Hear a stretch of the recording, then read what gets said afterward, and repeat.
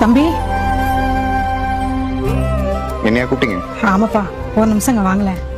தம்பி, எனக்கு உதவி பண்ண முடியுமா? சொல்லுங்கம்மா.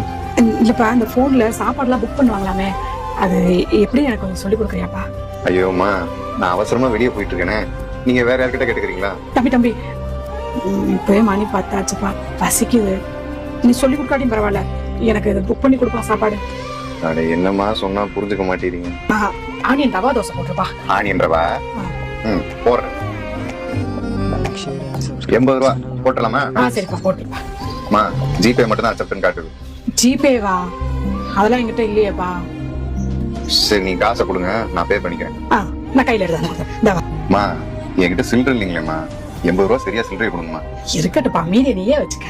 மா, அதெல்லாம் எனக்கு வேணாம். பில்லுக்கான காசு என்னவோ அதை மட்டும் தாங்க போதும். அட என்னப்பா, இவ்வளவு நேரம் எனக்காக மேல கெட்டுவோம் வேலையை விட்டுட்டு பாத்துட்டு இருக்க. அது மட்டும் இல்லாம வாய்க்கு வாய் அம்மா அம்மான்னு கூப்பிடுறேன். உன் அம்மா கொடுத்தா வாங்க மாட்டியா? வாங்கிக்கோ. சரிங்க, ஒரு 15 நிமிஷத்துல வந்துடும், சாப்பிடுங்க. தம்பி, வரேன்னு சொன்னா மட்டும் பத்தாது. அடுத்து எப்ப இந்த பக்கம் வந்தாலும் அம்மா ஒரு பாத்துட்டு போகணும், சரியா?